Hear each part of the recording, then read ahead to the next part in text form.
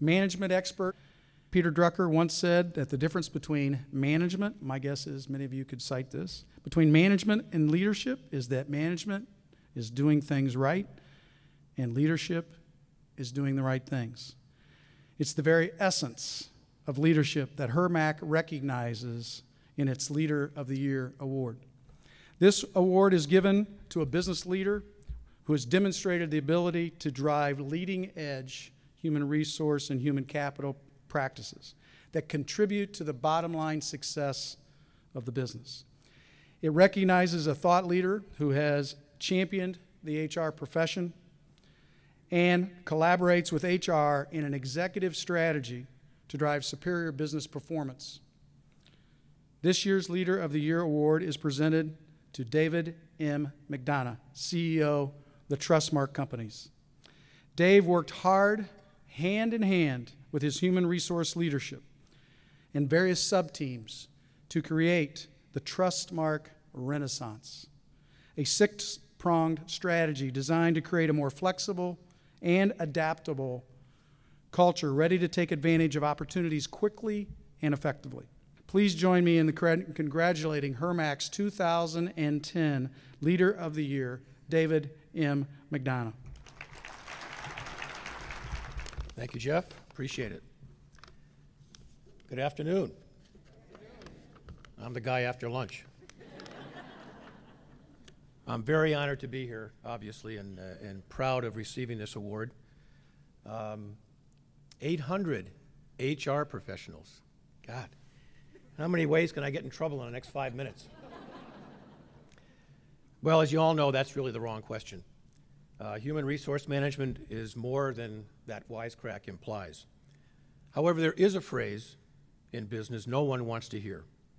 When someone says it, it usually means things have spiraled out of control or someone has done something very stupid and gotten caught at it. You can probably guess what it is. It's time to get HR involved. Unfortunately, human resources is sometimes seen as the cleaner, like the Harvey Keitel character, Mr. Wolf, in Pulp Fiction. You might remember Mr. Wolf swoops in to help Samuel L. Jackson and John Travolta out of a mess, literally, and in the process teaches them some important manners. It's one scene in a 2.5-hour movie, but it's a memorable one, as are most scenes in that movie. God knows HR has taught me many lessons. Many I actually remember.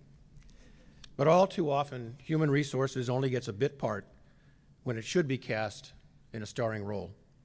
Trustmark's transformation is an example of such a role, of HR strategies sharing top billing and becoming inseparable from the business strategy. I believe no business strategy can work well long-term without an integrated and coordinated HR strategy. That's unless somebody can get a machine to run a business. If we have transformed Trustmark over the past decade, it's only because people believed in what we were doing, took responsibility, and made it happen. The teams that have had the broadest impact on building that credibility and in giving our employees the tools necessary to change the way they work were our human resources and corporate communications teams. Representatives of those teams are here with me today. To them, I say thank you. And thank you to the thousands of other employees in our offices all around the country today, creating a future none of us could have imagined just a few years ago. In 1999, Trustmark lost $12 million, the first loss of any kind in its 86-year history. It was quite a shock for a conservative mutual insurance company. At that time, Trustmark had what Mr. Wolf would call a situation. In response, we became lean and efficient. We sold off businesses.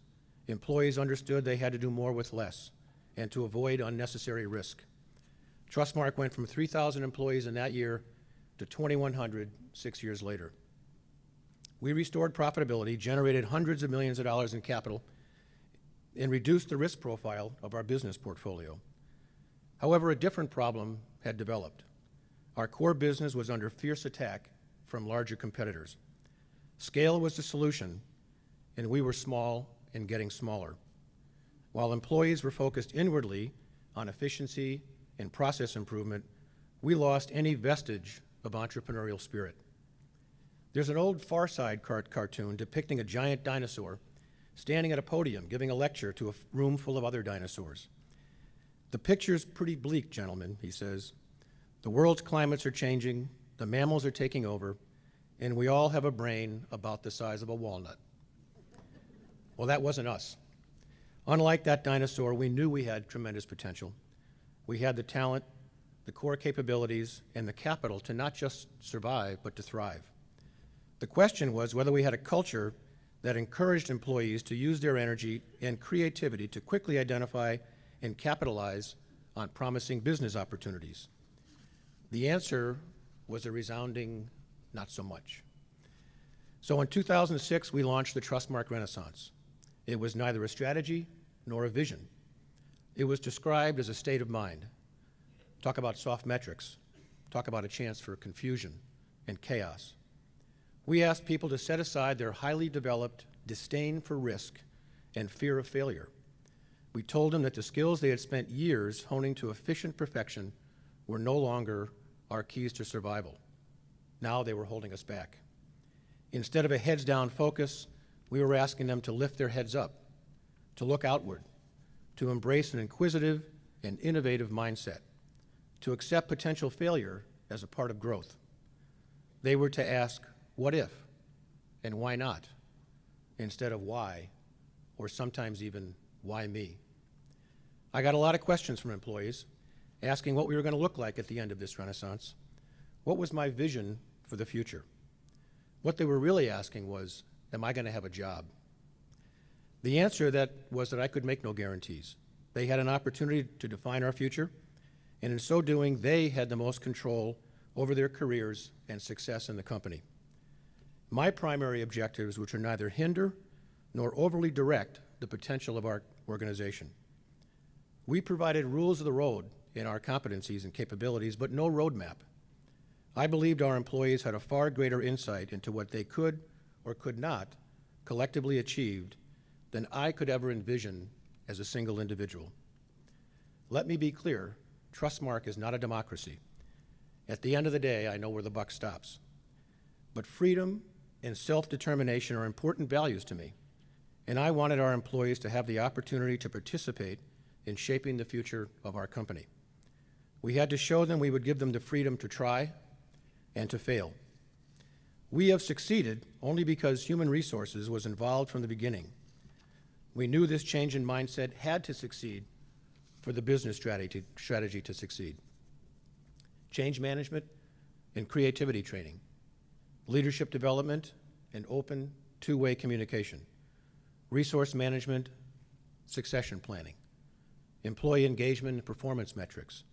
These human resource strategies went hand in hand with product development, pricing, risk analysis, sales management, acquisition training, and every other dimension of our business strategy. They gave employees the tools to become responsible leaders and productive participants in Trustmark's renaissance. The bottom line is, we got more than 1,600 business ideas, leading us to pursue opportunities in a brand new market. The company is growing again. Revenue will increase by $100 million this year. Our employee population has rebounded from 2,100 to 3,000 full-time and more than 3,000 additional part-time associates. Our story of business success is a story of human resource success. Disconnecting HR strategy from business strategy is a prescription for failure. Without human resources, you have no business.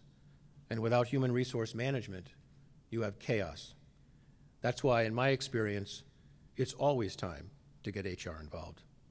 On behalf of every Trustmark employee here and elsewhere around the country, thank you again for this award. What a great testament to, although he was being humble, I am sure, the vision of a CEO and the value of unlocking the hearts and minds of your employees or your associates. And I think what a wonderful example for all of us in the human resource community to prove stories like that is through human capital that true business or superior business results are attained. It provides us a level of performance that we should all be striving for in the organizations that we are a part of. So Dave, thanks for setting that bar where it should be.